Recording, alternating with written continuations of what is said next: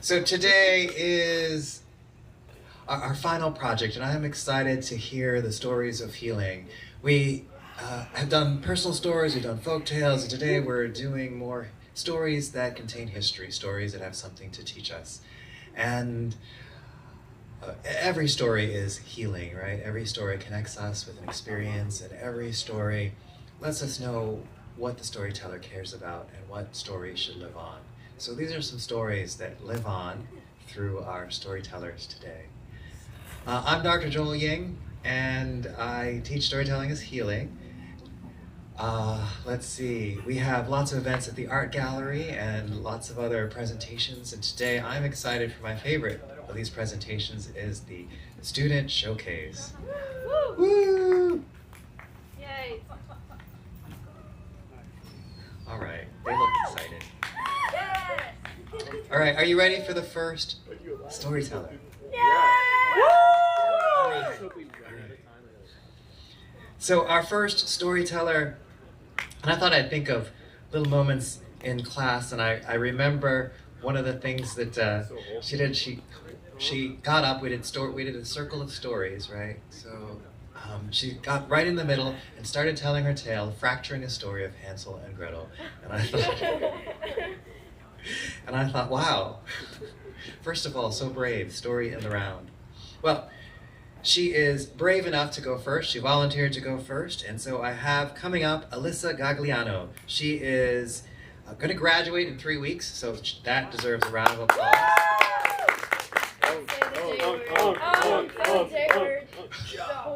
She's graduating in journalism, and her story today is called Gaiano, not Gagliano. Gaiano, not Gagliano. Please welcome Alyssa. Get a job after this. Why are you saying the J word? Job! Don't say that. Is this good? Can you guys hear me? Employment. 9 to 5, 40-hour week. Thank you. Round of applause again. Okay, I'm ready. Okay, thank you. Okay. Growing up, I've always been stuck in the conflict of whether or not to tell my teachers and professors the real pronunciation of my last name. It's always been, do I tell them? Is it really that big of a deal? It's fine, they can pronounce it however they want. But there's a bit of a backstory that goes along with my last name. So, in 1927 in Martinica, Sicily, Joe Vecchino, or Jack Gaiano, was born, and on December 28, 1933, Rosa Mignano was born. That's my nonno.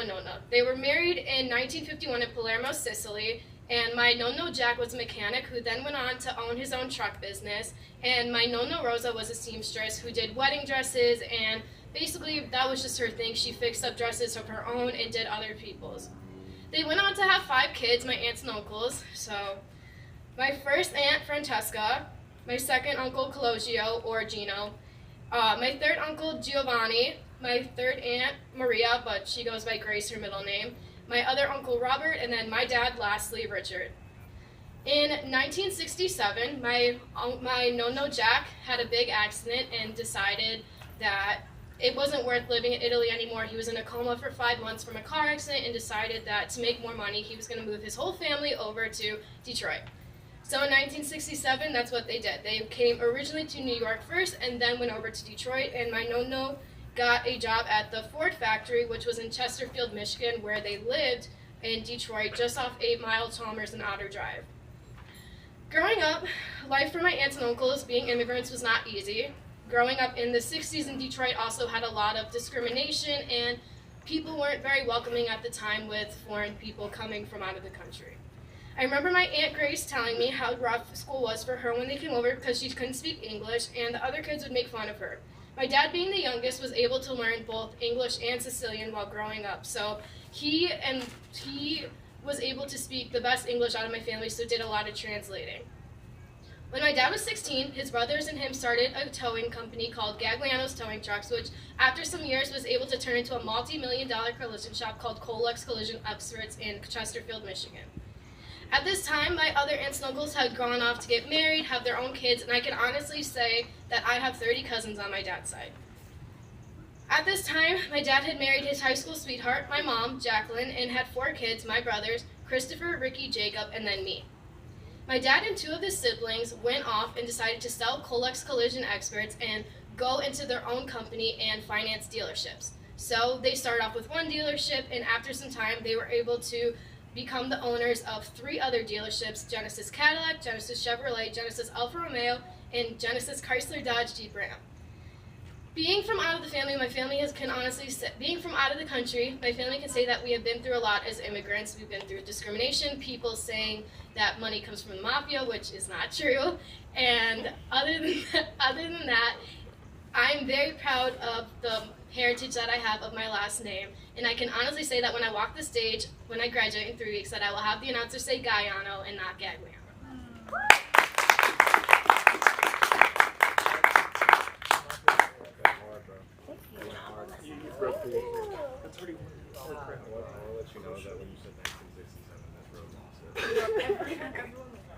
Good job, Alyssa. I started laughing, so I could do that. All right, we already have some support out there in the crowd, so thank you. Round of applause again, Alyssa.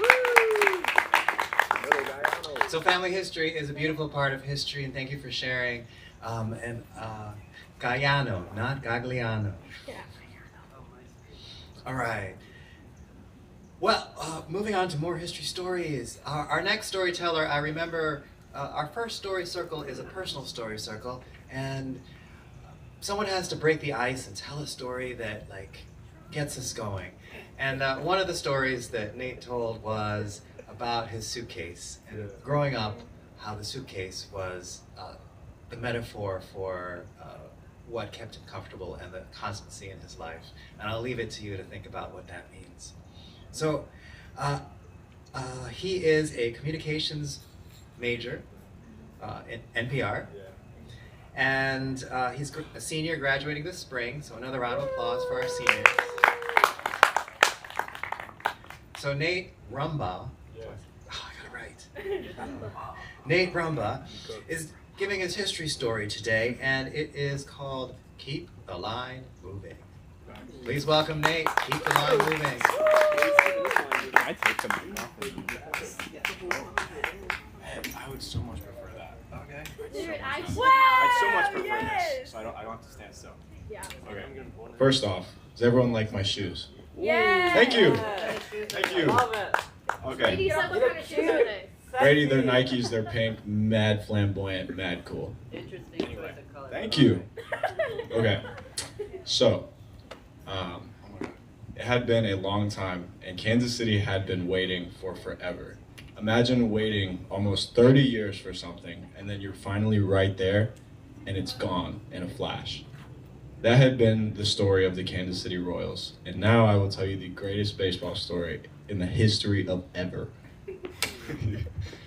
So, after 29 years, in 2014, Kansas City had been quiet for a long, long time. They came in as a wildcard team with no expectations. No one thought that they could ever win anything. And in that wildcard game, it went to a long 14 innings.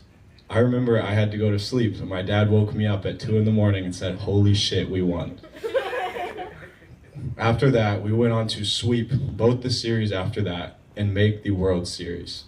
I never in my life thought I would see any of my teams in any kind of championship ever, and this is where my love of baseball grew. In the 2014 World Series, it was tight between the Kansas City Royals and the San Francisco Giants. The Royals were hot, they were playing the best baseball they've ever played in their lives, and then they ran into Madison Bumgarner, one of the best playoff pitchers of all time, super long hair, I hated him. Game 7 comes, it's tied 3-3, we're in Kansas City, and I want you all to close your eyes for a second and just imagine this scenario. The stadium is packed. The crowd is roaring. You're up to the plate with the chance to either tie it or win the World Series for your city for the first time in 30 years. It's all on your shoulders. You can open your eyes now, it's cool. Anyway, that was the situation for Salvador Perez, the team captain, the catcher, all the way from Venezuela, who was making his name. Alex Gordon rested on third with one of the most controversial decisions ever to hold him up on a triple instead of sending him to score. Salvador Perez had come through many times in these situations. However, this time it was different because Madison Bumgarner was right across from him, one of the most badass playoff pitchers of all time. He sent it right down the middle, bang, it was going, straight up. He popped it right up to the third baseman, and that was it. The field was covered in black and orange, not blue and white. The Royals' chance faded away. It was gone, just like that. And Kansas City went back to being quiet. That entire offseason, Kansas City was a mess. No one wanted to talk about it. No one was smiling. No one was happy. It was just quiet. And Kansas City is known for being a very loud, having a very loud sports culture. They have all the records for sound in each stadium. They're the loudest stadiums in the world. But Kansas City could not have been more silent at this time. The next season, in 2015, it's March. We go into spring training, and the Royals had a new team motto: keep the line moving. No matter what happened, next guy up, keep the line moving. They started that season 7-0, the best Royals start to a season that they've ever had. And after that, they kept trudging along throughout the season, collecting win after win, no matter how they had to do it. This team was not the most talented. They did not hit the most home runs. They were not the best baseball players in the world. It was a band of brothers who liked playing together, who were scrappy, and just got the job done. They kept the line moving. Come playoff time, the Royals had won their division for the first time in over a decade. They won the AL Central. They stacked up over 90 wins, and now it was time to face the playoffs and see if they could redeem what had happened the year before. In the ALDS, the American League Division Series, they faced the Houston Astros, one of the most cheating organizations. Thank you, Easton. Okay. When they faced them, the Royals found themselves down 2-1 in a 5-game series. All the Houston Astros needed to do was win one more game, and they would crush the Royals' dream. It would be gone into the wind. And here we are in Game 4, and the Royals find themselves down 6 runs in the 8th inning. Houston is going nuts. It seems grim for the Kansas City Royals. They have no hope at this point. And then here comes Alex Rios, the Royals' right fielder, who is 38 years old and way past his prime. He had not an ounce of talent left in his bat. No one gave him a shot. He went up there, single up the middle, one guy on. Next up, Lorenzo Cain, single up the middle, another guy on. And then Kendrys Morales, the DH, Big Poppy for us.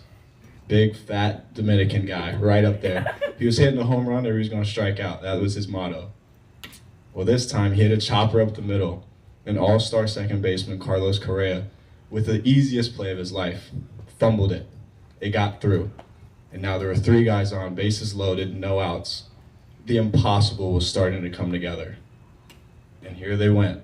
Hit after hit, hit after hit. Houston went silent. The only part of the stadium that was loud was the Kansas City dugout.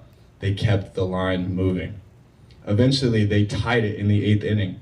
I remember being in my living room with my little Louisville Slugger bat, little wooden bat about a foot tall, swinging at the TV. And it worked. And my dad told me, don't you dare stop doing that. If you do, you're not, I will kick you out. Don't stop. So I did, and they kept hitting, they kept scoring, and they tied it. Going into the 9th inning, it was tied up. Eric Hosmer, the all-star first baseman for the Royals, hits a 2-run home run, and somehow the Royals had the lead. They went on to win that game. The series was tied going into Game 5 of the American League Division Series. Kansas City was buzzing. This was the moment to get us to the next level. In that game, Johnny Cueto, the ace pitcher that the Royals had brought on, finally had his moment. He was not good in the regular season, and he was supposed to be our ace, our best pitcher. He had the weirdest windup that I can ever recall. He spoke no English, but this game he had everybody talking. He threw a complete game, which means he went all 9 innings. And the Royals won that game and moved on to the ALCS, where they'd face the Toronto Blue Jays. Now, this American team would never lose to the Canadians, ever. So they took care of them too. and they got back to the World Series. The dream was right there. This time, instead of the San Francisco Giants, they were facing the New York Mets, one of the most storied franchises in all of baseball. They had pitchers being called Thor, like literally a guy with long blonde hair, jacked and huge. They called him Thor. And this group of Royals players who were skinny and small were about to go up against that guy.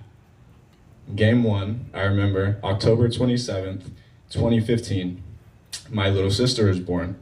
I'm sitting in the hospital room watching, and the game starts. Alcides Escobar, the Royals second baseman, who was not known for hitting, he maybe hit 185 that season, which means he got less than 2 hits per 10 at-bats. He was not a hitter.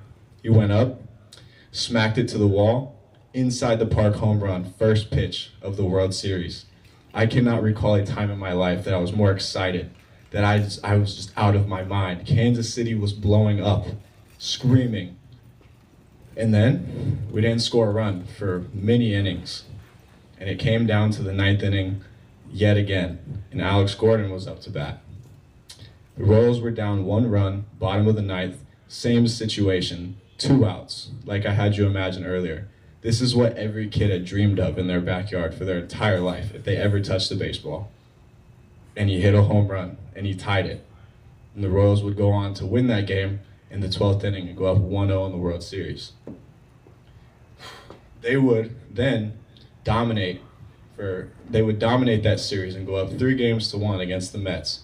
They were clearly better than the Mets were, but this is the Kansas City Royals we're talking about, a team that hasn't won in 30 years and has a total of $50 million to spend. That's all they had. In Game 5, the Royals found themselves down yet again, 2-1, bottom of the 9th, yet again. And the unthinkable happened.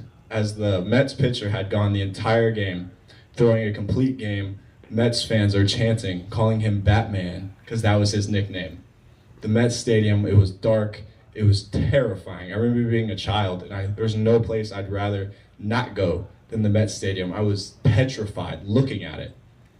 And somehow, the Royals messed it up with another hit. To the left field wall, Eric Hosmer got a double. Then, a bunt gets him over to third. And all of a sudden, Salvador Perez was back up to bat with a chance to redo what had happened last season. Last year, when he had the chance, he didn't make it happen. But this time, he was going to make it happen. He slapped it over to the third baseman, a routine play. But Eric Hosmer's stunning base running caused the first baseman to have an error, and he scored. This game was tied. Bottom of the 9th. Then we go, a few innings later, no one scored. Top of the 12th, the Royals break it open. They score 5 runs, up 7-2. This was the moment. Bottom of the 12th, Wade Davis, the scariest pitcher I've ever seen. They said he never smiled, not even at a baby. This guy never smiled. Babies would cry around him. And here he was with 2 outs. Counts 0-2. And he throws a strike. The Royals finally won the World Series. And they did what their motto said. They kept the line moving, no matter what. Kansas City was no longer quiet. They had finally done it. And this is where my love of baseball comes from. Because they kept the line moving. They kept trying, no matter what. The parade was beautiful. I was there. It was so cool. Bunch of middle-aged guys, not athletic. None of them are jacked. But they're chugging beers, celebrating the fact that they won something. And it was such a beautiful scene. And I remember like how crazy it was. I'd never seen anything like that in my life. And it was just one of the best moments that I've ever had, and it could never be replicated. It was just so cool to see a team like that get something done. And so my message to you with this is like to keep that in life, no matter what you're doing, if the odds are against you, just keep the line moving.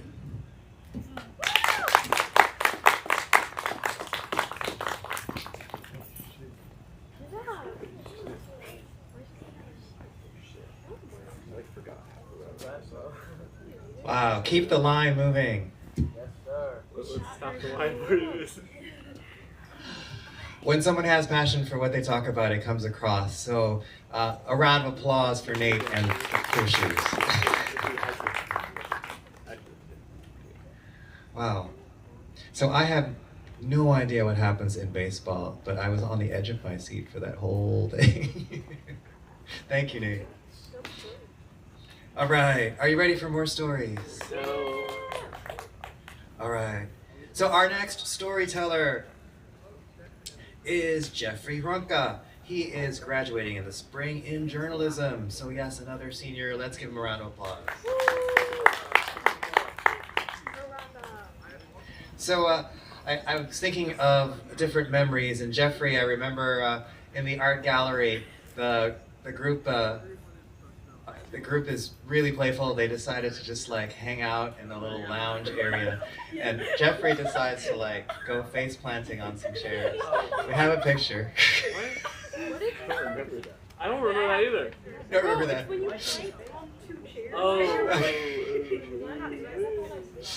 Oh gosh. But Jeffrey's also a talented storyteller. In class, he's been telling many stories, and he also says, I said, let me say something cool about you. He says, I'm the editor-in-chief of Ying. That's the only thing I got. All right. So he's going to tell us a story today called The One Man Show. Please welcome Jeffrey. Okay. Not the one man. I thought you meant my nickname. I'm sorry. Oh, your nickname. Oh, his nickname is The One Man Show. I don't know. I give missed us- it over here, guys. I'm sorry. He's going to tell us the story and his title. Come on up, Jeffrey. Okay, so the actual story. Up here or no? You asked him to be up here. You asked me to be up here, but No, I said I'll be up here for you. Oh. Wait, that was, You heard that too, though. Yeah. That's so wholesome. awkward. So, before I start, this kind of fitting for a saying, but I feel like this saying kind of applies to everyone coming up here. But I feel like embarrassment's kind of an undiscovered emotion or an unexplored emotion. So, if I'm a little embarrassed while saying this, I'm trying my best. But the story is kind of just sports and controversy, and there's a lot of people. So whether you're watching at home on your TV screen, if you're a fan of a sport, right, you feel like you're a part of the team, you're one with the team. But in many sense, a lot of people just don't have that don't have that connection. I feel like maybe some moves the front offices of many sports teams are making goes against what they want as a fan. And I think the biggest thing is fans really help safeguard the sport's safety and legitimacy. Without fans, sports wouldn't be a thing. And the reason we have sports is for the fans. I'm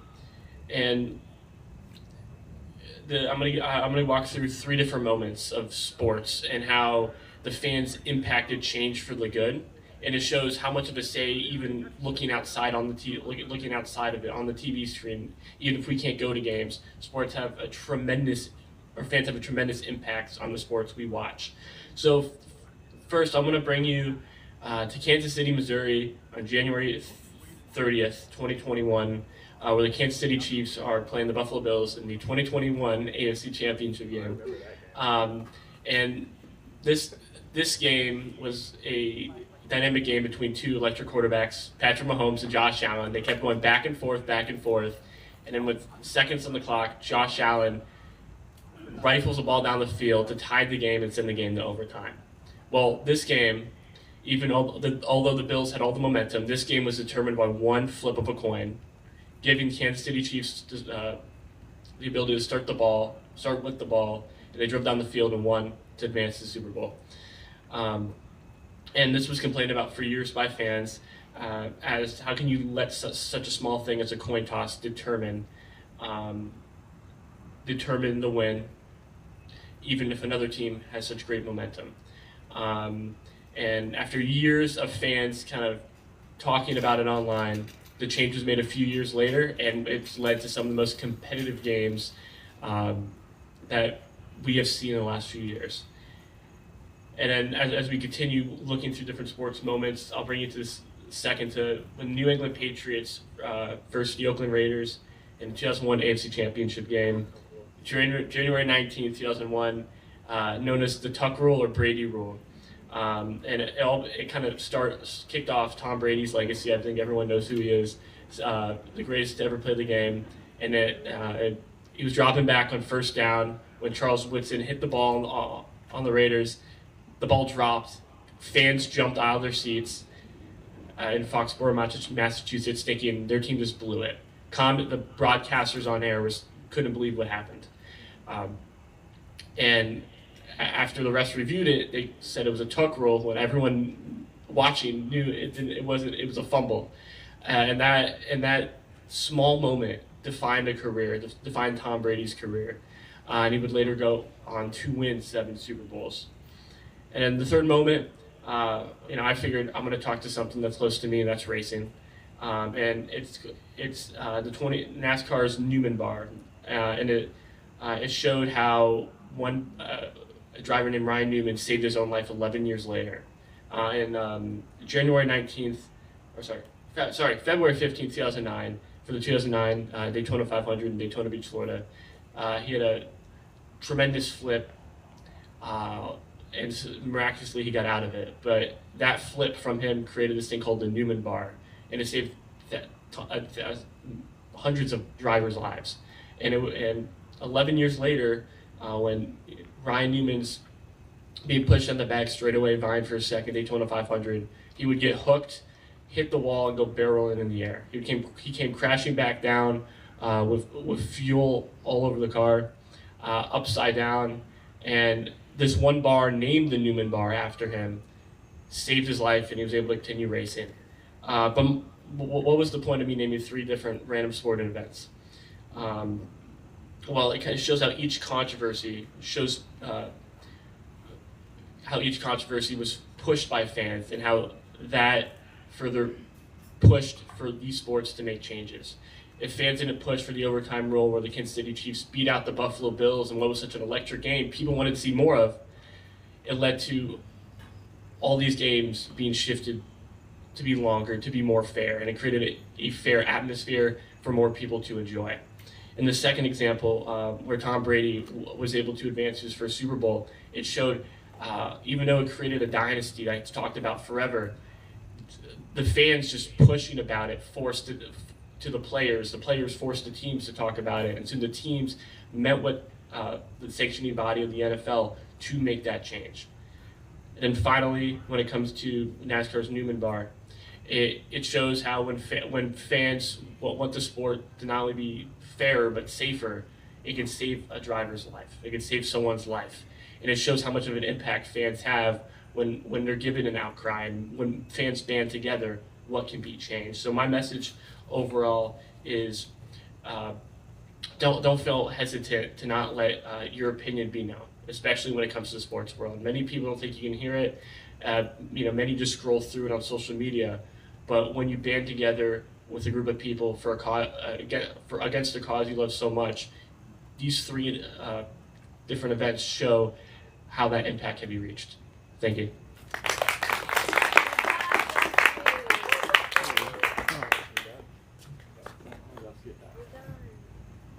Good job, Jeffrey. Thank you for telling us the power of your voice, and up here using your voice as well.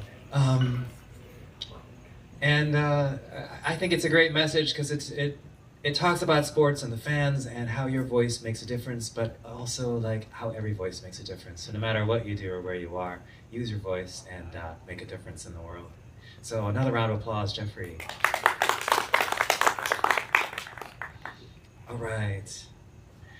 Our next storyteller, I was trying to think of things that I remember about her, and one of the things I remember, because she just told her personal story again at the Open Arts event last week, and I remember love sunny side up. So remembering how just sunny side up eggs can represent love. So please help me welcome another senior graduating in spring in communications. Round of applause for Naomi. So Naomi Papa, she's doing her story today. Her title is called Rhythm with a Harpy. Rhythm with a Harpy, Naomi.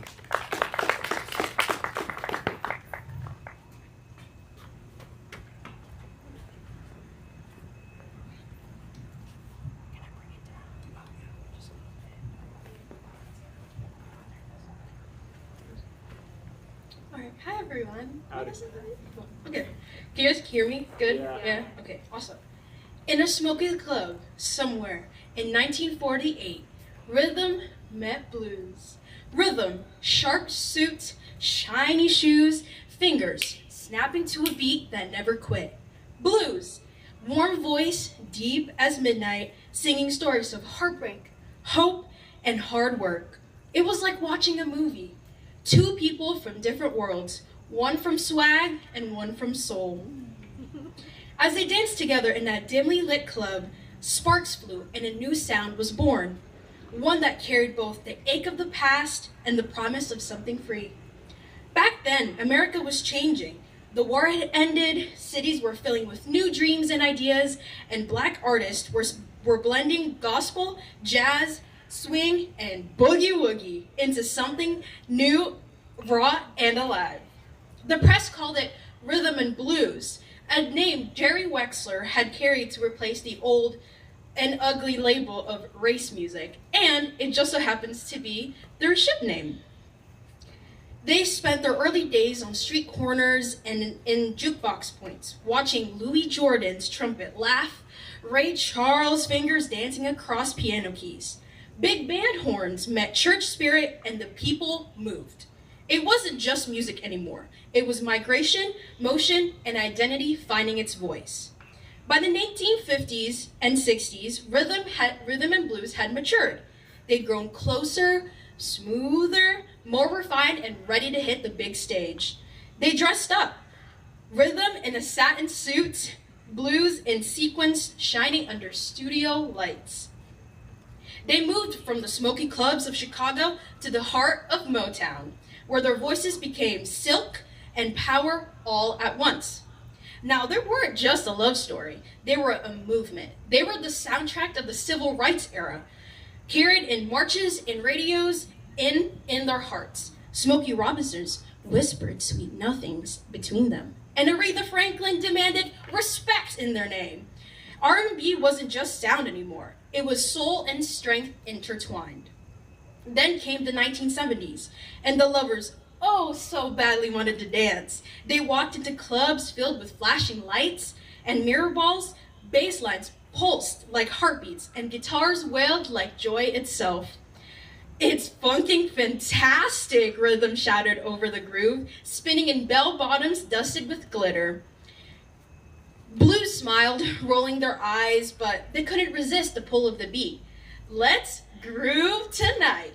Then they hit the disco floors where everything shimmered.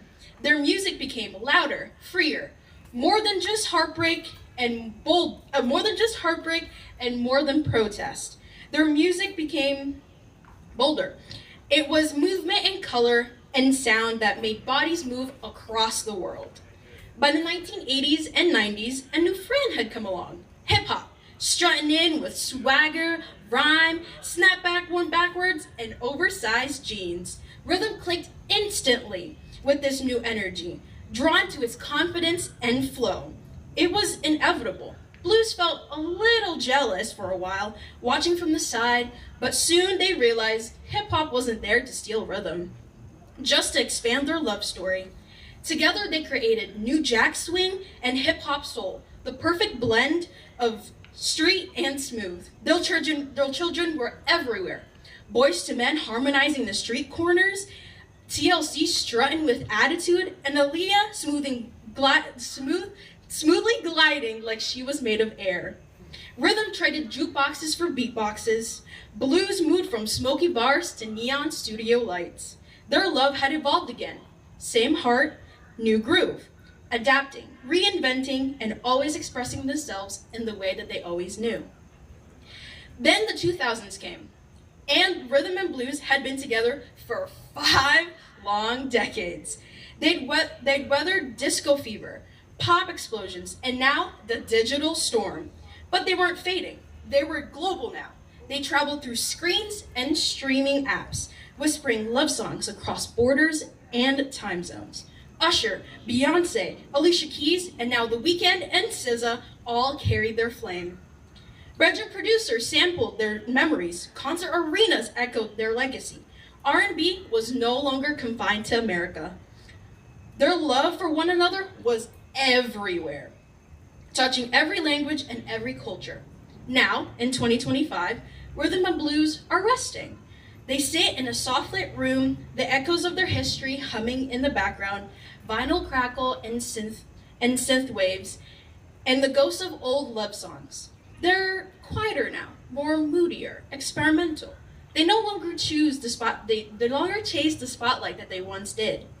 But the world still dances together to their pulse, their authentic and God-given pulse. As they slow danced one last time, they can still hear it, the echoes of a trumpet, a gospel harmony, a deep bass thump, every note, every generation, every evolution, all leading to this exact moment. They smile, realizing they've never really changed, just adapted, just loved, just lived. Same heartbeat, same soul, just a new groove. Thank you.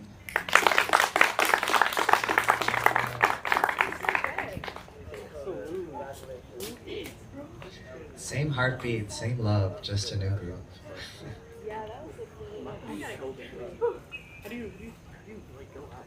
Wow.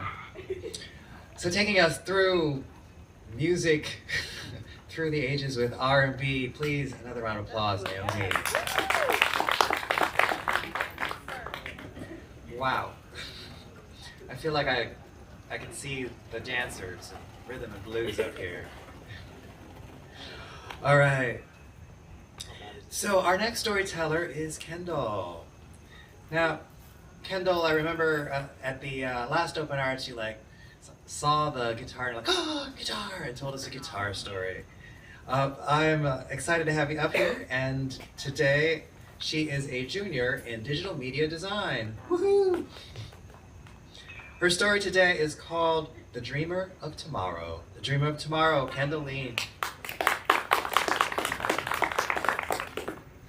So let me just put this on really quick, just to let you guys know what I'm about to tell you. Do you guys see him? No. Okay, really quick. Do you guys see the mouse? Mickey Mouse. All right, cool. So a little bit of a question for everyone, and this is probably a yes answer. Who has been to Disney World? Who has been to Disneyland? Okay, cool. So here's another question. Who knows the story of how it was made? Yeah, 50-50, I see you. Anyways, so I'm going to tell you about Walt Disney. Not about the brand, not about the company, the man himself. You see, it never started with a mouse. It actually started with failure. Now you're probably wondering, wow, harsh, right? Well, what if I told you his story actually did start with failure? You see, Walt Disney was born in 1901, and he grew up in Marceline, Missouri. A fun fact about that, has everyone been to Main Street, USA? That was his hometown. He got so much inspiration because of it, he made it the first thing that you walk by at Magic Kingdom or at Disneyland. Heck, even Tokyo Disney. All around the world, each Disney has something in common. Does anyone know what that is? Main Street USA. No, the legacy of Walt. So, like I said, he grew up in Marceline, Missouri, a small little town full of trains, fields, and of friendly neighbors. It was the kind of place where people knew your name. Walt Disney loved that town, that he made it Main Street, USA. But you see, Walt's story didn't actually start with magic. It actually started with failure. You see, in the 1920s, he started a small animation business in Kansas City called Laugh-O-Gram Studios. He was very young, very creative, and very hopeful. Unfortunately, unlike young folk, it went bankrupt and before it even took off, and he lost mostly everything. So, in 1923, with only $40 in his pocket, his brother, Roy Disney, and him decided to team up and made the Disney Brothers Studios. So he decided to move to Hollywood Studios and started a project. And that project was not Mickey Mouse, it was actually Oswald the Lucky Rabbit. Oswald became very popular and he was a huge hit. Unfortunately, little what Walt didn't know is that the company that he was working with in 1923 stole the character in one day and sold half of his animators in one day. Can you believe that? A person, Walt, made an amazing character and it was gone along with his animators in one day in New York. So on the train ride back home, all disappointed, upset, he decided to make a new character. A little mouse had one foot up, driving a steamboat, and he wanted to name it Mortimer. I know, crazy, right? Mortimer Mouse. Doesn't sound a little bit friendly, does it? Well, this one changed history. His wife Lillian decided to have a brand new name for Mortimer, Mickey. That one name changed history forever. So, later that year, Walt released a brand new the first ever synchronized TV show called Steamboat Willie.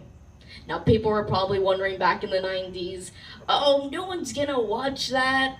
No one will watch that. They were wrong. The whole world fell in love with that mouse. As time went on, Walt's imagination exploded with creativity and imagination. He wanted to do, during that same year, people fell in love.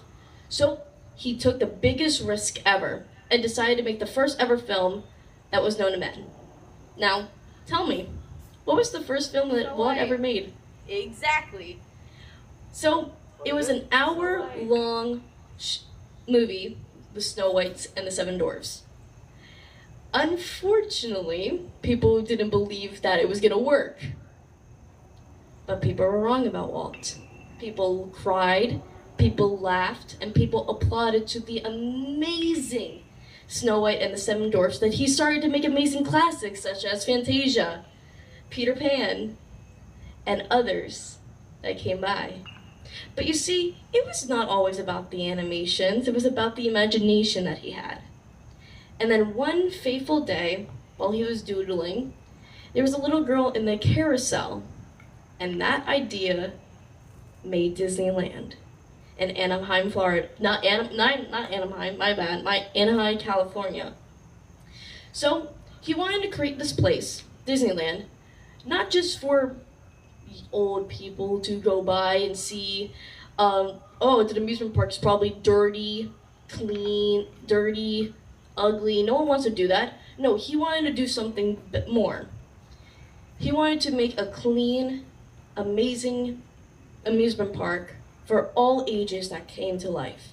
So the elderly can actually be a kid again, or for the adults to become a kid again, or the kids meeting their favorite characters outside the screen. Sorry. So he had a different vision with this.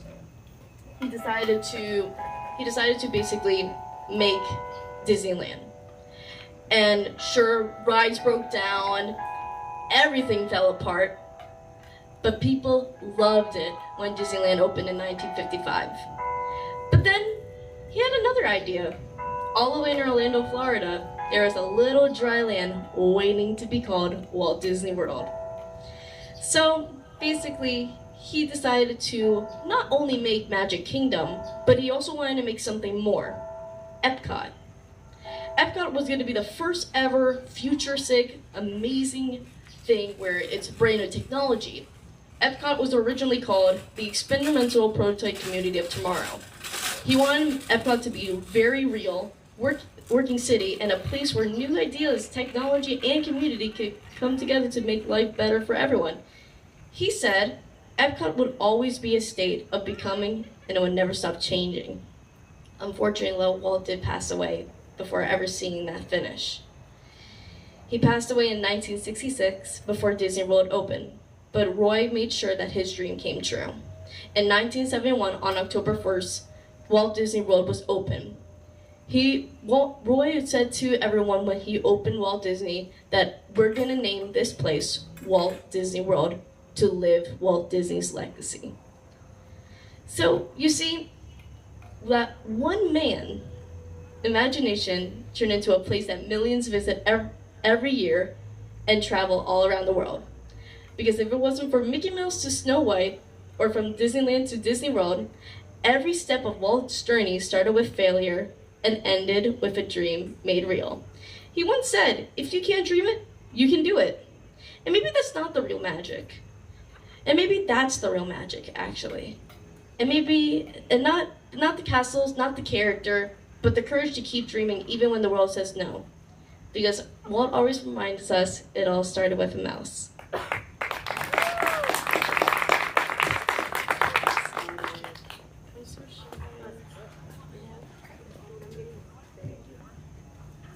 Another round of applause, Kendall, the dreamer of tomorrow. Thanks for bringing us Walt Disney. I'm still amazed that Mortimer Mouse was the original mouse name. Can I go next? We have an order. All right. Our next storyteller is going to be Kevin Joseph. Now he's a junior in computer information systems, and Kevin, I remember also at Open Arts, coming out with the guitar and telling his story on the guitar. But it's interesting. He's in computer and information systems, but his other love is music. And for our class, he also busted out the harmonica and played for us. So I want to bust him on out here, Mr. Kevin Joseph. His story is Exile.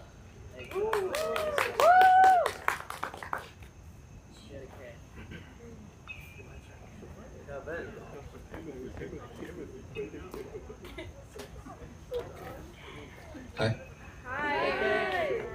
Okay. So, the sea was gray that morning. Not the blue of glory or hope, but the dull, heavy gray of resignation. The year was 1815, and a small British ship named the Northumberland was crossing the Atlantic, whipping through the mist. On its deck stood the man who once crowned himself Emperor of France, Napoleon Bonaparte.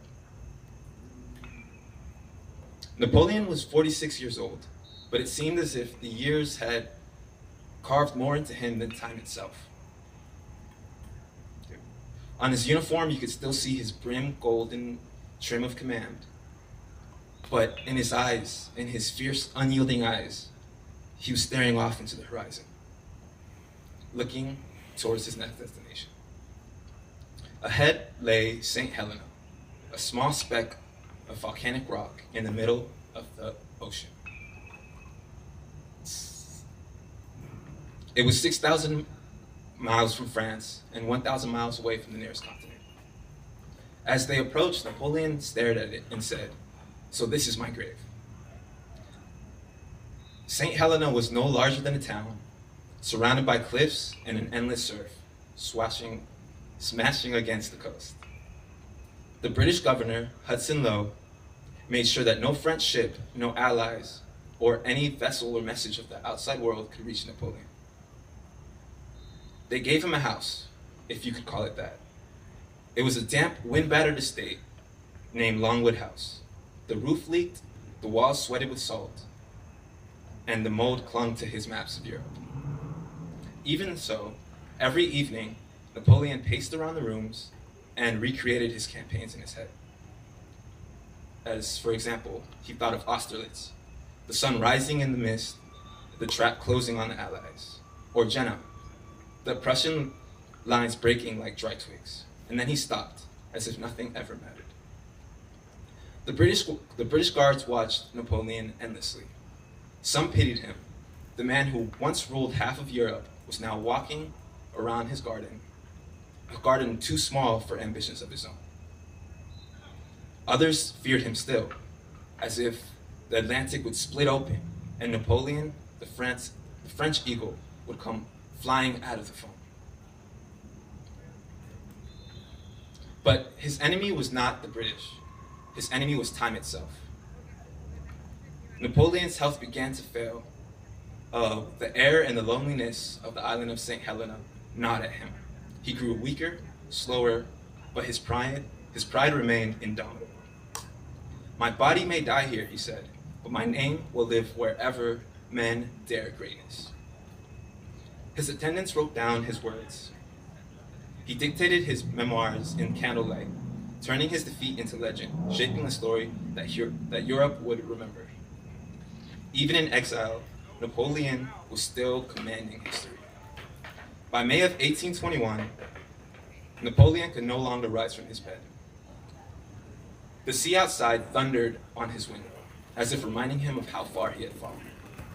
A storm swept the island that night, and as dawn broke, Napoleon whispered to his loyal aide, "France, Josephine," and then, nothing. The endless sea had claimed its final prisoner. They buried him under a willow tree in his favorite valley he called Geranium. The British marked his grave simply, "Here lies Napoleon." 2 decades later, France was in an uproar and demanded his body back. When they opened the coffin, witnesses claimed that Napoleon looked untouched by time, as if he was sleeping, resting still, waiting for his return.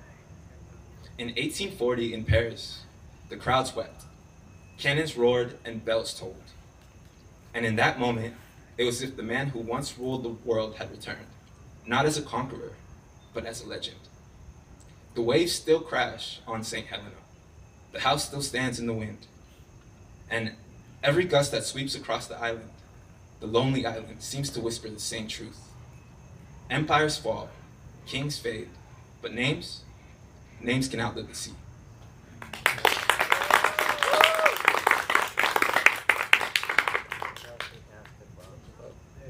Kevin Joseph, names can outlive the sea.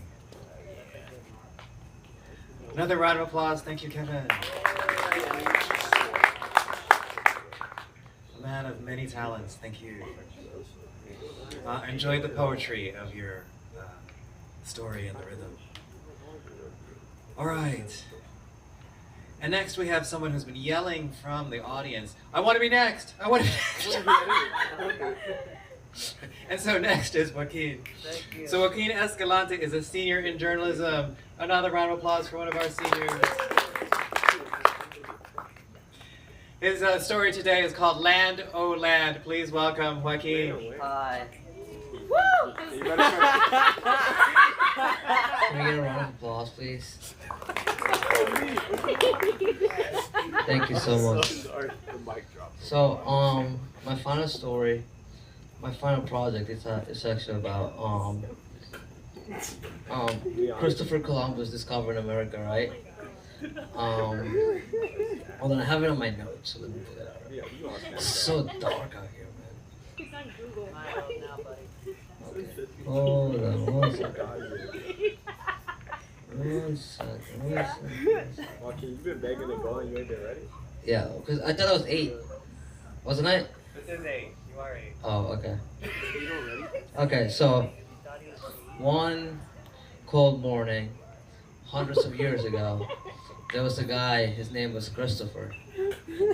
And he woke up one day and he had a feeling that he was going to discover something new. He said, "Oh man, I have a gut feeling, you know." So he goes up to the king and queen of Spain, and he goes, "Hey," he goes, he pulls out a map, right? Wait. Okay, so he pulls out a map, right? But on those old maps, you only had 2 continents. You had Europe and Asia. Like that was the whole map, right? And Columbus goes and he goes, "I want to go that way," you know? And the king goes, "There's nothing that way. There's only Europe and Asia." And Columbus goes, "No, no, no. I do not want to go to Europe. I do not want to go to Asia. I want to go that way," right? And the king looks at the queen like, "Dude, he's tripping, right? Like there's nothing that way." And Columbus was like, trust me, bro. Like, I know what I'm doing. Like, I got a feeling, right? And he goes, I need three ships, wooden ships, right? Anything you got, give it to me, right? And he got it. He got 3 ships and a whole crew to go that way, right? Oh, my bad. And so he got 3 wooden ships. He got La Nina, La Pinta, and the Santa Maria. La Nina was called because it was the smallest one. It's translated like the child. It was the smallest boat out there. You know, one wave would have brought it down, like the Titanic. You know, like it was bad. The second one, La Pinta, it was the medium one. You know, it was just there. You know, it used to be there. You know, nothing important about that one. But the big one, the Santa Maria, dude, that was huge, right? It was Columbus's like baby, you know, like it was like the Lamborghini of wooden ships, you know, huge, right? And it's so funny because they were all Hispanic and they all like got on the boats like in the back of a minivan, right? Like, oh, we gotta go that way. You know? Like, are we there yet? So so at first, I'm Hispanic, I can say that. So at first, you know, everything was good, you know, the sun was shining and the calm was calmly, you know, the water was calmly, you know, everything was going great until they got lost in the sea and the waves were huge and they were crashing all over and the whole crew was throwing up overboard and they had no idea where they were going and they had no GPS back then, bro. Like, and you know, the only way they could guide themselves is through the stars, you know. So every night, Columbus and the captain, they would look in the sky and they would try to find the little dipper out there. You know, they'd be like, I think it's that way, bro. You know. All right, let's go that way then. And then one morning, one of the crew members, he sees land, you know. It's like, oh land, here we are, you know. And they go wake Columbus up. They go, hey, sir, there's land. We found land. We saw land. And then Columbus goes out there. He goes, yo, where we at, bro? Like, where are we, right? And they got the smallest, the small boats, you know, so the crew can go from the ships, you know, to the land. You know, they were right there, you know, row your boat.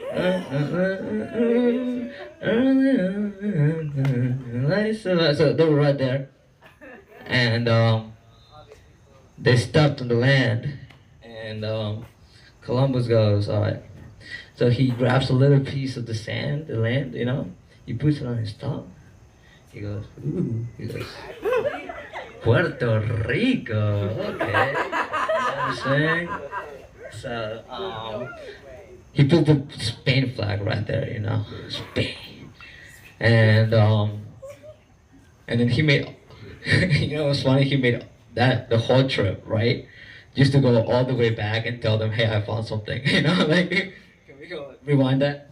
So, yeah, he came to America. What year? 1870 something. Thank you. You know you're good at. He was trying to find faster. 1492. 1492. 1492. He was trying to go to. All right. So for our story moments about our class, you will already guess that we have our class clown, Joaquin. Thank you, Joaquin, for. Shit, I don't know. All right. Is Easton last? Yes. Do you need Easton? I'll play something. So we're going to bring up our final student storyteller for the evening, and Easton Benton is a sophomore in the PGM program, the golf management program here, and his story is called To the Links. To the Links. Please welcome Easton Benton. Yeah, Easton! Alright, I'm gonna have Jeffrey up here with me. Oh, because Jeffrey! he's the character in my story. Oh.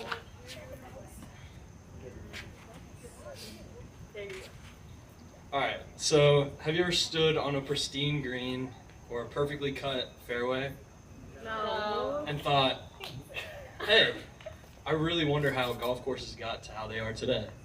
Well, Jeffrey has. Jeffrey's your typical college PGM student, loves the game of golf, clearly, but hates history papers. Absolutely despises them, especially research history papers.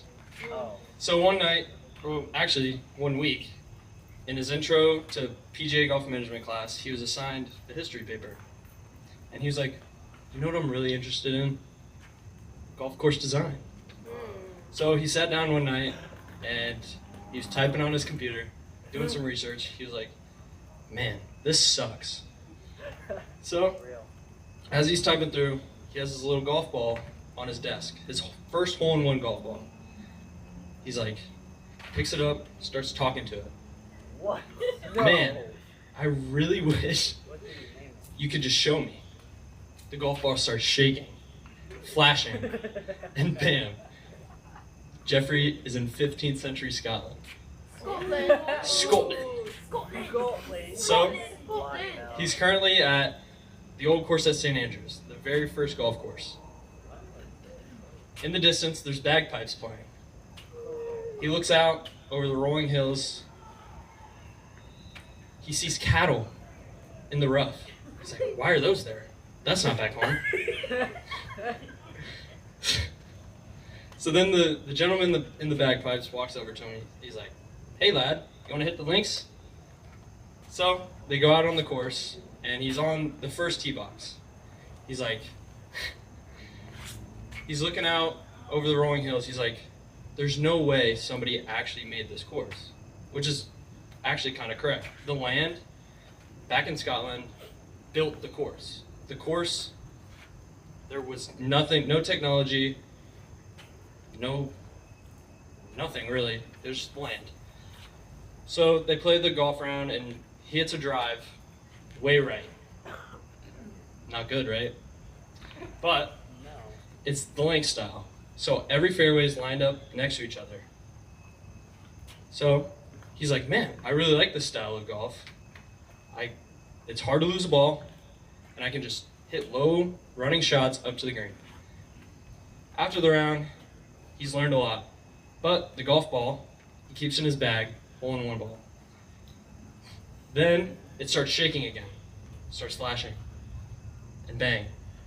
He's now in the golden age of golf course design. Famous architects like Donald Ross and Jack Nicklaus, who is also one of the most famous golfers in the world. He's won the most majors out of any golfer. He actually designed some courses. But anyway, Donald Ross speaking to Jeffrey. And he's like, man, I really want golfers to think about their shots instead of just rolling the ball up onto the green, hitting balls way into the other fairways. So this is what Donald Ross did. He actually made golfers think about their golf shots. And Donald Ross created many famous courses like Pinehurst No. 2, which is where I'm going for my summer internship this summer. And so on the greens, they're called turtleback greens. So on the top, it's flat. On the side, it's pretty steep. So if you hit a shot on the top of the green and spin it a little bit too much, it's going to roll off. Pretty challenging. The irrigation was all right, getting better, but still challenging. And then Jack Nicklaus, he won a lot, so obviously he wants to make some courses a little harder. Old Corkscrew, the golf course not too far down the road, it's probably one of the hardest courses in our area. And it's long, it's straight, lots of hazards. So that's what the designers in the Golden Age wanted to do. They needed more challenges, they needed longer, they needed straighter. Now we go to the modern era. This is where technology is really starting to pick up. There's 3D models, blueprints. The irrigation systems are the runoff with all the water, everything like that is upgraded. And the courses, longer than you can imagine. Golfers are getting stronger. They're hitting the ball a lot farther, a lot straighter, moving the ball a lot. So, with that, Jeffrey's now back in his dorm, typing up his history paper, and he writes a final note. The 15th century Scotland was where golf was created. Rolling hills, long fescue, cattle creating bunkers. Then the Golden Age, where the designers wanted the golfers to actually think about their shots and not play the same shot over and over and over. And then to the modern era, where technology has advanced and the clubs and the golfers have all advanced as well. And he writes one final note where after he's done with PGM, he wants to be a golf course architect. Thank you. Good job, Jeffrey. That's awesome. Good job, Easton. Great job. Thank you for the history of golf courses and golf course creation. And if I ever need a prop, Jeffrey's my man. So to the links. Another round of applause for Easton.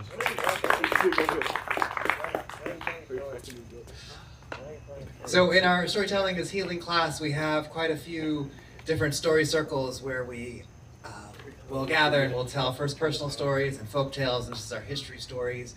And we've had events at the art gallery and other places. So for my students, what I'd like to do, one is to think of some memorable moment that sticks with you from the class. I'm trying to think of one myself. And I'll pass the mic around, and then if there are any questions from our audience out there. Let me see.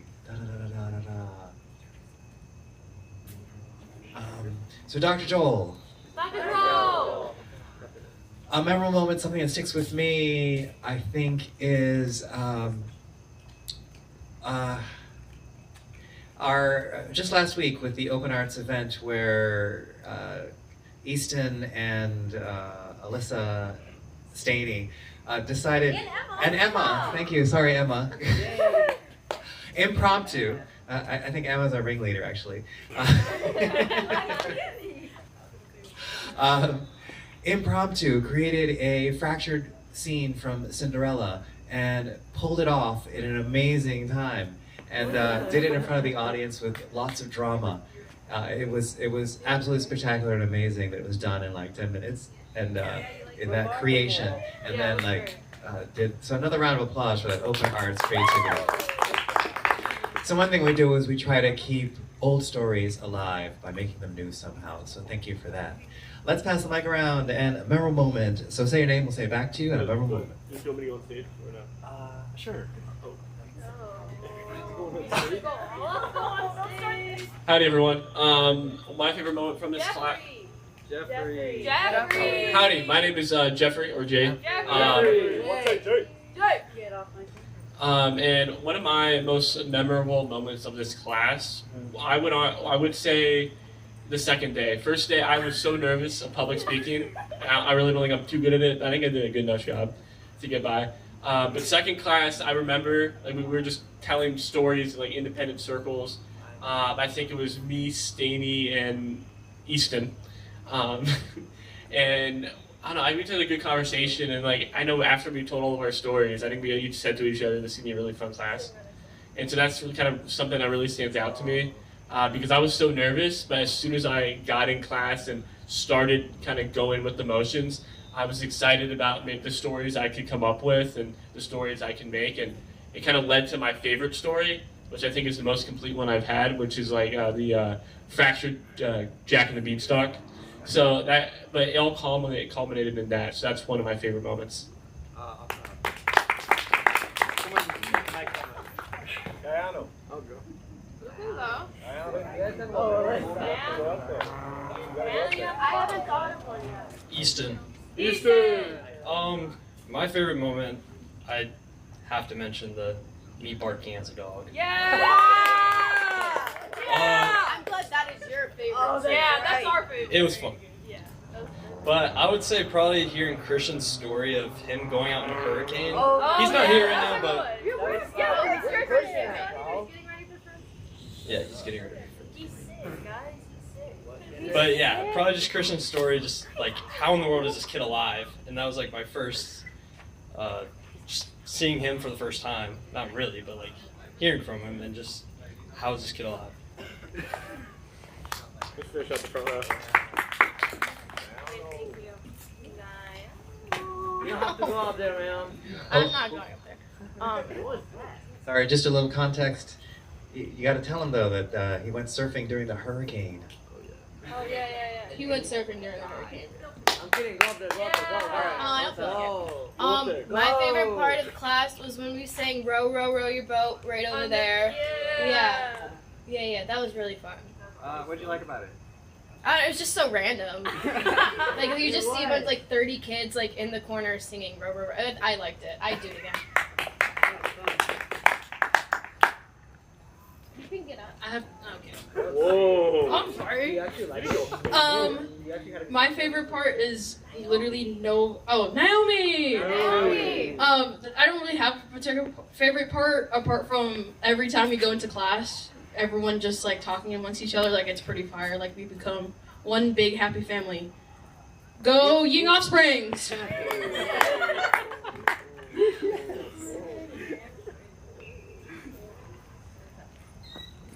I'm Eva. Eva. I think my favorite moment was we had to break off into little groups and we had maybe 10 minutes to make a fractured story. And our group wrote this ridiculous story about Goldilocks. I don't know if I knew what Dr. Joel meant by fractured because we changed it so much that it wasn't even Goldilocks anymore. And I had the giggles so bad that day. It ended with Goldilocks exploding. And my stomach hurt so bad from laughing. That was probably like the funniest thing I've ever experienced. That was just awesome.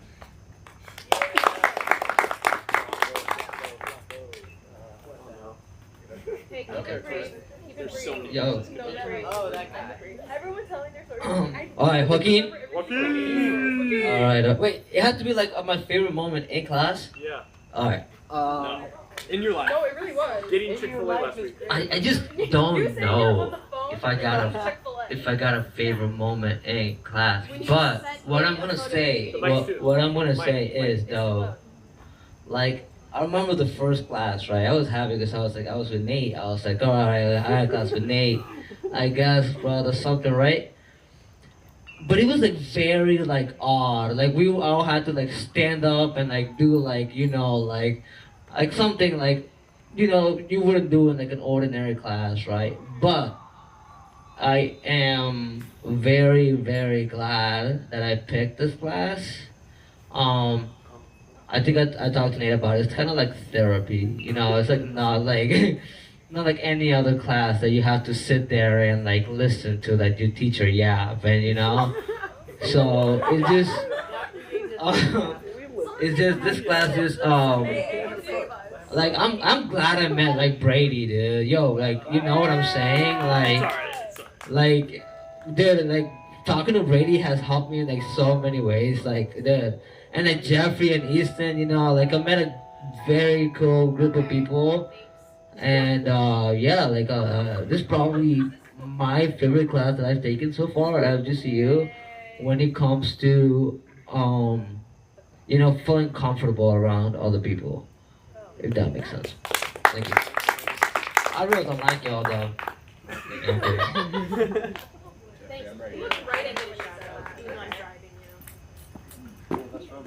Hey, Nate? Hey! No. Okay. Hey, Joaquin, I'm talking now. Sit your ass down. Thank you. Okay. I would say my favorite memory of this class, honestly, is the very first day. I walked into that class and like, who the hell are these weirdos? Who are these people? Who are these people? I've never met them. I knew Joaquin, obviously, and And then I had another class with Alyssa. If you guys don't know, I have 3 classes with her. And she's like, first day of class, she's like, oh, we're gonna be besties in the future. And I'm like, Jesus, she's weird. And then, you know, I knew Jeffrey from ESPN. I'm like, okay, there's familiar people. I knew Naomi from our other class together that I also had with them. And then, you know, after that, like, things flipped so quickly. I feel like we all really started to talk to each other and get closer, like, really, really fast. I think like that first day is my favorite because it's so surreal. It's such a weird feeling, me not knowing any of you. And now I know so many things about each of you, and I find that to be very, very cool. All of you are so unique, and yeah. So I really, really like this class. I would agree with Joaquin, it's my favorite. And so I just, that first day is such a weird feeling because I know so much, again, like all about all of you now. So, you know, it's pretty cool. And you know, yeah. Brady, you want to come up here? Sure. That's key. That's a Kansas City. That's a Kansas City flag. Alright. Hi everyone, it's Brady. Brady! Alright. Favorite part of this class by far was the first storytelling circle, as it really gave us an opportunity to talk about ourselves and really show each other our own unique story and our background, and just showing different perspectives from different lifestyles and different circumstances. And I think it allowed us the opportunity to enlighten each other to the challenges we all face and to really get to know each other in a way other classes really don't showcase when it comes to things like this. So that's mine. Yeah, I'm not getting up there. But I guess. Oh, Brooke. I'm gonna reiterate what Joaquin and Nate and everyone else is saying. Just like how close we've gotten as a class in general, and I don't think I've laughed as much in any other class than I have in this class. So I've definitely enjoyed my time in this class, and just getting to make so many new friends has been great.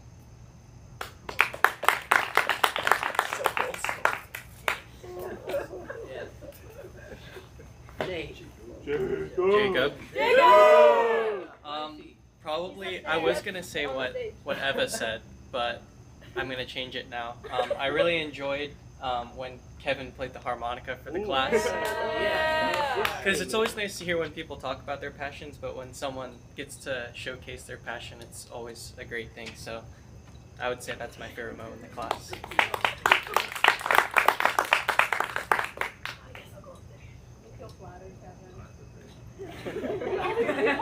Remember when Kev didn't show up for the first class and he came like the next week? Yeah, you were like, Yeah, no, I was like, guys. Allie. Sorry, guys. Allie. I'm gonna reiterate a bit what everyone has said. I really enjoyed this class. It's been a lot of fun, especially what Nate said. Very true. I didn't know any of you all. Still don't know you all that well, but I'm grateful that I get to know a little bit about each one of you just by your stories. And you all tell great and beautiful stories, and I'm very grateful to be a part of that. I guess specifically for me, I told a fractured story of the 3 little pigs, and when I wrote it, I didn't love it because I thought it was terrible, but the reaction that you guys gave me and the positivity, I was like, wait, it was okay. It wasn't as bad as I thought it was, and so. Tiger. No. Oh yeah, you're right. Yeah, the tiger. Yeah, and like the Whole Foods. You remember? Yeah. Okay. Yeah. So the reaction that they gave me and the positivity made me more confident in telling stories and being okay with getting up here and saying them. So. Yeah, I can't believe you remember that. I can't believe you don't remember it. Okay, Yesenia. I have 2 favorite moments. I'll say my first one is a couple weeks ago we were in the art gallery, and that was when all of us was laying on the fake grass, and that was awesome. when Jeffrey was planking on the chairs. Yes. We called it photosynthesizing. Yeah.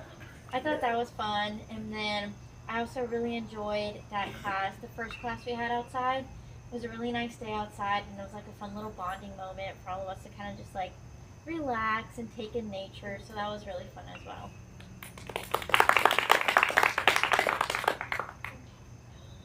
How have nobody mentioned the food yet? Like, What did you mention? I should have, right? Oh my gosh, you should have. Food is okay. I'm not gonna go up there. Understandable. My name is Kevin. So, for like the first 3 weeks, I missed this class, so I joined late. But I'm happy that I was able to come because it's a great class. You guys are great people. Why do you miss the first 2 weeks? Well, I had work, and I joined late. But I had 2 favorite moments. One was hearing Brady play the piano. It was very inspiring. It was amazing. And my second one was talking to Jacob and learning that he's an Arsenal fan. Premier League football club. Yeah. I should probably know that. You should probably know that. They're the most overrated team. Kendall. It's like so hard, but like everyone else said, I really enjoy this class. I wish there was a second one. I literally wish there was a second class for this. Part two? You can make it happen. My favorite moment has to be when Jeffrey was face planted first on the chair, and I have the photos of it. I'm another guy. But getting to know all of you got me actually out of my antisocial state, so I want to thank each and every one of you for not, well, words, can't speak. Thank you. Words are hard. Words are hard.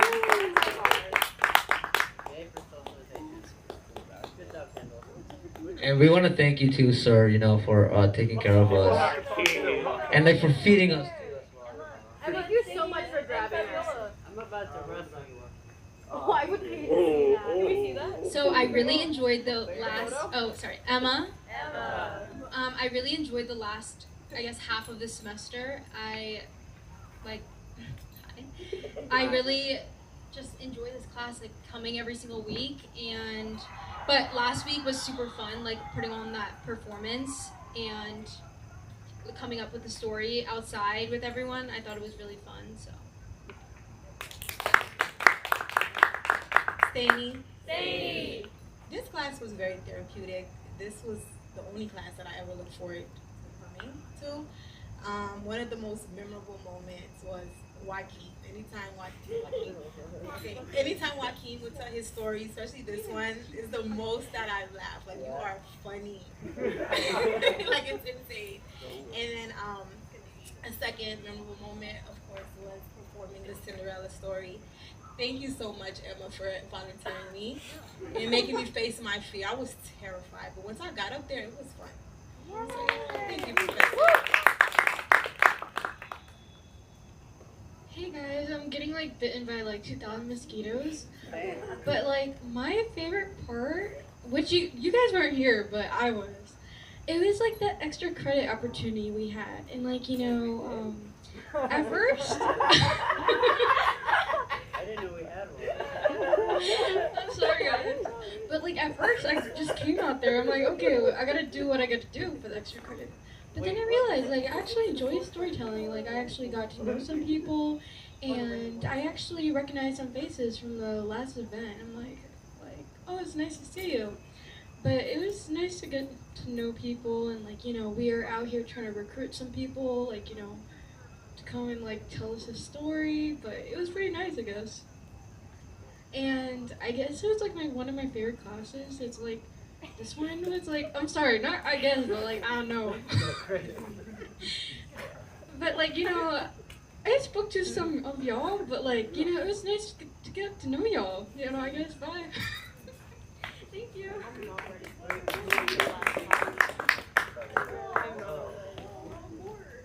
Hell yeah, come on, please. Hi, Doctor. Stop. Julia. Yeah. Okay. Right.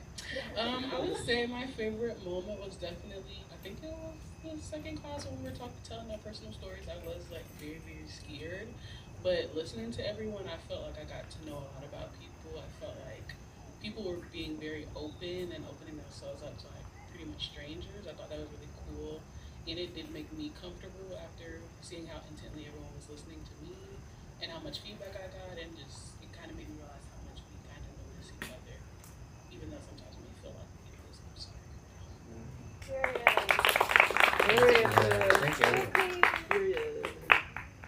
Any thoughts, comments from our listeners, our guests today? I appreciate when we come that several of you turn around and smile at us. Some of you have talked to us on breaks, and we feel welcomed. And we enjoy this class so much because we live close by here now full time, and we attend the girls basketball, we attend the girls softball, we go to music across the park from Wasser, and we feel like we get to know you more than any of the other students that we get to see, and we enjoy that. Thank you for having us. Any other guests want to say anything?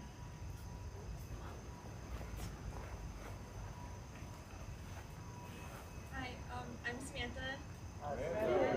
I'm not part of this class, but just from going to this event, I can tell community means a lot to you all, and you're all really welcoming and having very supportive environment. I'm very intrigued and curious about all the stories you wrote. Your fractured stories sound really cool. I don't know if there's any way for me to hear them, but yeah, just thank you for everyone and for this night, for the other open art nights that I've witnessed. Thank you.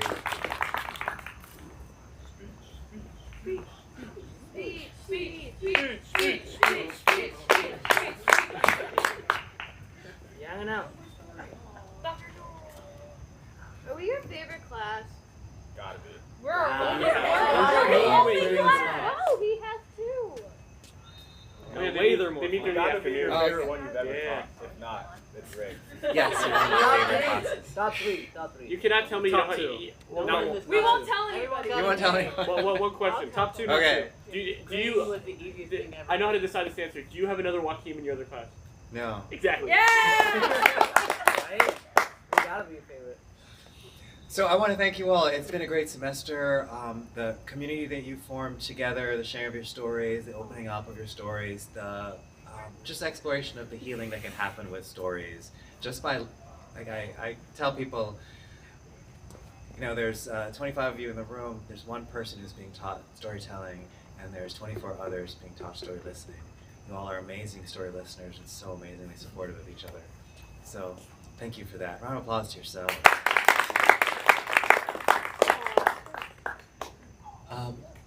I have an event tomorrow with some elementary school students. I don't know if anyone can come. What time? Sometime between 10 and I have to work. 1. Gonna be hangover. All right.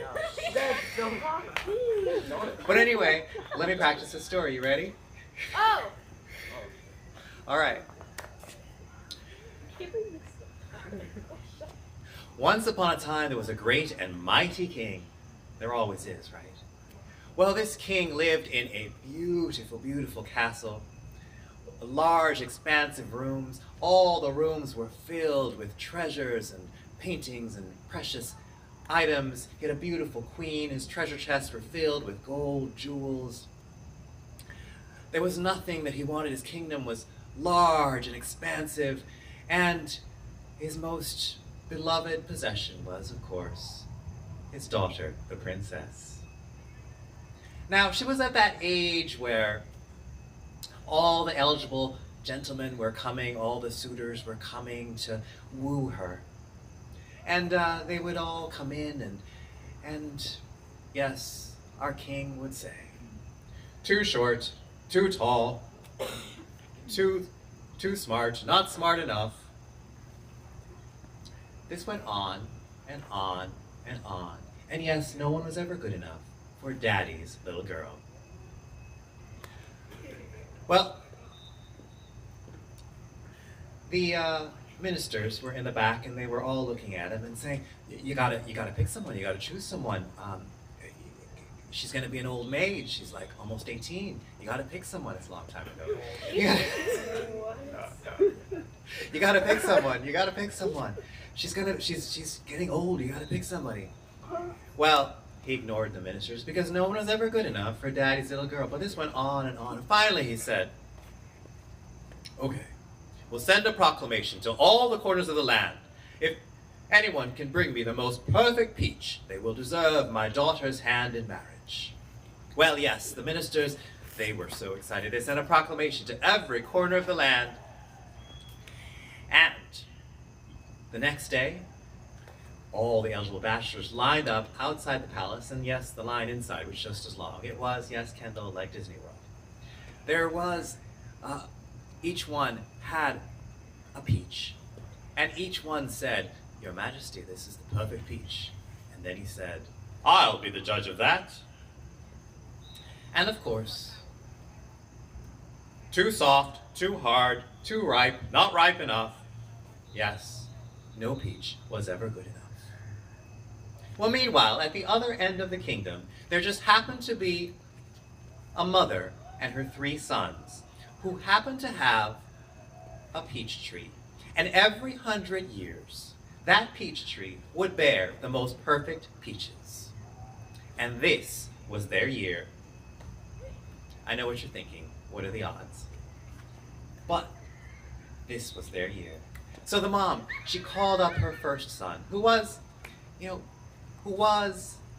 the most handsome. Are there any other firstborn out there? Oh, look at that. All the handsome people.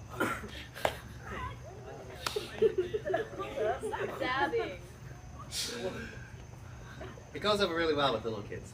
Anyway. Son, take this peach. And she had taken one of those perfect peaches, picked it, packed it in a basket, and said, "Take this to the king. This is a perfect peach." And then she took another basket, she packed it with a lunch, she sent him off.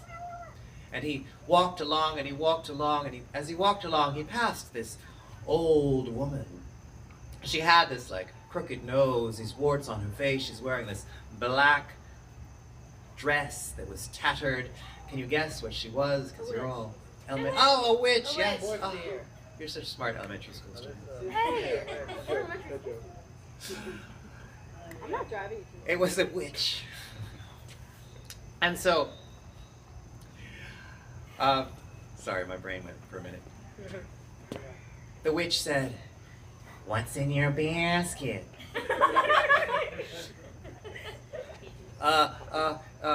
It's just a bunch of frogs. And that young man, he just walked right by, and the old woman called after him, "And so it is." Well, he walked along, that young man, and he passed by another old man with an axe in his hand, and the old man looked at him, it was a feeble, and said, Sir, could you stop and help me chop some wood?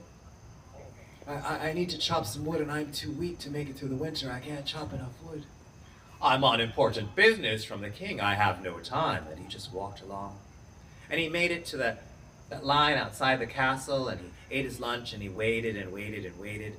And finally got to the front. He says, "Your Majesty, I have the perfect peach. I'll be the judge of that." He opened the basket, and out came Frogs. frogs, a bunch of frogs.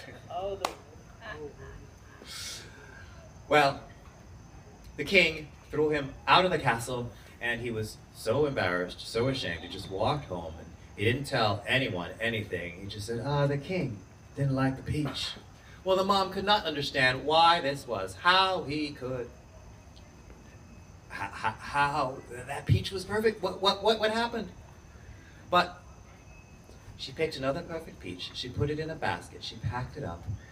She packed another lunch in another basket, and she called her second son, who was perhaps not the most handsome, but he was perhaps the most clever. Any middle children out there? Oh, look at that, the clever ones. Okay. Represent. "Son, take this. It is a perfect peach. Take it to the king." And so he walked along, and he passed by that same old woman who was a Witch. and she said, "What's in your basket?" And he looked at her and said, it's just a bunch of snakes." And he walked right past her, and then she said, "And so it is."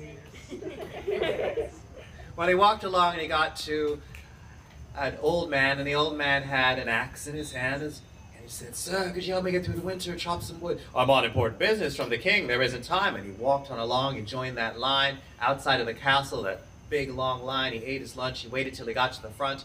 And when he got to the front, he opened that basket and said, "Your Majesty, I have the perfect peach." But when he opened the basket, what happened? Out came Snake. Yes. "What are you trying to do? Kill me?" Well, the king, he threw that young man down into the dungeon, but he had a good lawyer, so he managed to get out. When he got out, he was so embarrassed, so ashamed, he didn't say a thing. He walked home and said, I don't know what happened to the king, he just didn't like the peach. Well, the mother couldn't understand, these were perfect peaches. But she picked her last peach, she put it in a basket, she packed another lunch, and she called up her third son, her last son, who was perhaps not the most handsome. He was perhaps not the most clever, but he was perhaps the most kind. Any last children out there? Oh.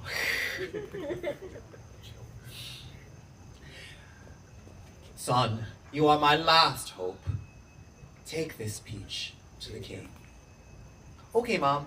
And so he set out, and he walked, and he walked, and he walked. And he made it to that old woman who was a witch. And she said, "What's in your basket?" And he looked at her, and he looked at the basket, and he said, "Oh, it's a basket with the perfect peach. I'm going to take it to the king and marry the princess." And she said, "And so it is. Would you like some lunch?" And so he sat down, he shared his lunch with her, and they ate. And then he said goodbye, and he left, and he walked along, and guess what? He made it to that same old man with the axe. "Sir, could you help me chop some wood to make it through the winter?" "Oh, of course, hold my basket." And so he chopped wood, chopped wood, chopped wood, plenty of wood, lined it up, ready for the winter. The old man gave him back his basket and said, "Oh wait, I want to give you a gift. Thank you, you helped me make it through the winter. Take this. It is a magic whistle." "Oh, okay. You will know when you'll need it." And so he walked along, and he made it to that line, that long line outside the castle, and he started to chat people up, and the time went away pretty quickly. And he made it to the front and says, "Your Majesty, I have the perfect peach." And His Majesty said, "I'll be the judge of that." And when he opened that basket, the peach had that perfect color, beautiful fuzz, and the aroma came over to the king. And when he smelled that peach, his mouth watered, and he picked up that peach, and he took a bite, and that aroma surrounded the king. And before he could even think, he said, "This is indeed the perfect peach."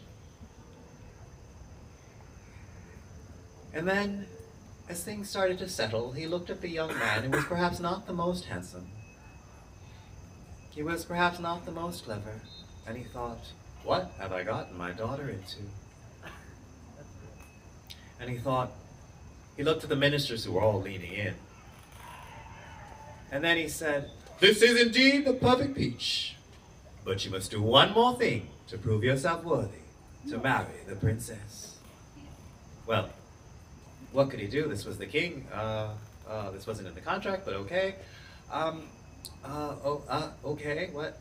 "You must gather all of my rabbits in the field, take care of them, gather them up every evening, and not lose a single one, and you must do this for 4 nights. For 3 nights, rather, and 4 days. And you must not lose a single rabbit. And by the way, there's 10,000 of them." Well, the young man, he didn't know what to do. This was the king. This is all he got. "Oh, okay, Your Majesty." So he went out, and he was on the field, and, evening came. He had to bring the rabbits in, so he started to herd them in, but they were jumping and hopping and doing the things that rabbits do, and he started to pick them up and try to herd them, and they were just moving around. There was 10,000 of them. But then he remembered the magic whistle. And so he blew that whistle. And 10,000 rabbits lined up in formation. And that was day number 1. He had done it. Well, when the king heard about this, he thought, "Oh, what have I gotten daughter into. So he called up the queen, or actually he called up the princess first. He said, "Princess, dress yourself up like a peasant, go out there and get me one of those rabbits." Well, this was her father, the king. What could she do? She went over there, and she said, "Sir, can I have a rabbit?" No, they're not for sale, you know. Sir, I could really use a rabbit." And he looked at her, and he said, "I'll tell you what. If you will kiss me on the cheek, I will give you a rabbit." Well, she turned red, she looked around, no one was there. Her father needed a rabbit. She gave him a kiss. He gave her a rabbit. She walked off, she sat in the garden. And she sat there daydreaming in the garden about that kiss when evening came. The whistle blew and 10,000 rabbits lined up in formation except for one. But when that one heard the call, he hopped out of her pocket and hopped into formation. Day number 2. He'd done it. Well, he had to do this for 2 more days, but he'd done it for 2 days. Wow. Okay. Well, the king was really worried now, and he called the queen, said, "Queenie, I don't know what I got my daughter into. Go out there, dress up like, dress up and just get me one of those rabbits." This was the king. What could she do? She went out there. "Sir, I really need a rabbit." "They're not for sale, you know." "But sir, I really need a rabbit. What do you want? I can give you a rabbit." And he looked at her, and he thought, "I'll tell you what. You stand on your head, I will give you a rabbit." And she said, "Stand on my head? But you'll see my petticoats." And for the little elementary school students, that's like long underwear. I got you. Okay. Well, what could she do? Her king needed a rabbit. She stood on her head, and yes, her dress opened like an umbrella. There were her petticoats. She turned red. Well, the young man gave her a rabbit. She took the rabbit, she gave it to the king. The king locked that rabbit in a high tower. And then that evening, when the whistle blew, 10,000 rabbits lined up in formation except for one. But when that one heard the call, it ran all the way to the top of the tower, to that only window. It heard the whistle, and it looked down to that impossible height, and it jumped. Ah! Boing, boing, boing. It bounced and hopped into formation. Day number 3, he'd done it. Only 1 more day to go. Well, now the king was really worried and thought to himself, if you want something done right, you got to do it yourself. So he dressed up like a merchant. He got up on his donkey, and he's like walking along like a merchant on his donkey, or I guess riding along. And he says, "Sir, young man, sell me one of those rabbits." "Well, they're not for sale, you know." "I'll give you anything you want. How much do you want?" "Well, they're not for sale." "Of course, everything's for sale. Give me one of those rabbits." Well, the young man, he squinted and looked at him and said, "I'll tell you what. If you kiss your donkey full on the lips, I'll give you a rabbit." Well, that king, he looked at the donkey. He looked around and no one was looking. He needed one of those rabbits. And he thought, well, I guess I'll kiss my donkey on the lips. Well, he kissed that donkey full on the lips, and I won't describe it to you. It's disgusting. And the young man, he gave him a rabbit. And that king, he walked along, took that rabbit, gave it to the cook. The cook was making rabbit stew. He skinned that rabbit. He chopped up that rabbit. He put it in a stew and started to boil. And when the evening came and that whistle blew, 10,000 rabbits lined up in formation except for one. And when that one heard the call, rabbit stew. When that one heard the call, it hopped out of the pot, pulled itself back together, jumped into its skin, and hopped, hopped, hopped back into formation. It's a magic whistle. Day number 4, he'd done it. Well, now the king. was really worried, but the young man, he came that next day, was very proud. Your Majesty, I have taken care of your rabbits. Ah, yes, indeed, you have, you have. But you must do one more thing to prove yourself worthy to marry the princess. You guys know anybody like that? Yeah. My mother.